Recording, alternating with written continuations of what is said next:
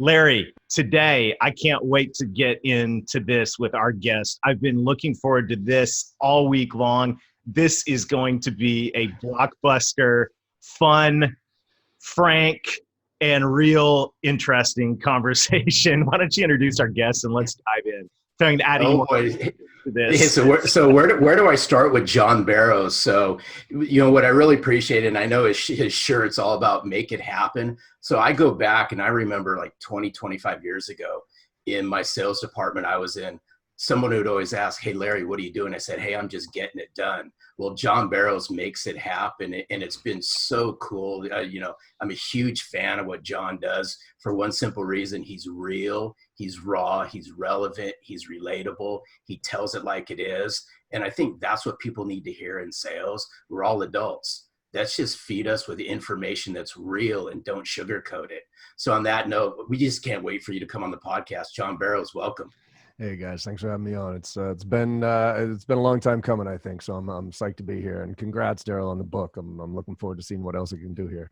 Oh man, it's going to be fun. And yeah, we are getting it done. That's for sure. But you know the question before we get started on this fun conversation today, you know the question that every guest to the Selling from the Heart podcast gets. And that is simply this: what does it mean to you to sell from the heart?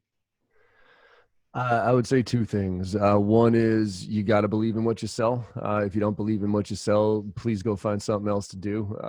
And then the other is you got to give a shit. I think too many people go through the motions and they don't really care. They don't care about the person on the other end of the phone. They don't care about, really anything other than hitting their numbers or doing what they want to do for themselves. And I think I think the situation that we're in right now with COVID and all that other stuff, my hope is the silver lining on this is that we all kind of recenter a little bit and focus on what's important again. Morgan, as you know, Morgan Ingram, he's on my team and he's a millennial, right? So he was 27 years old.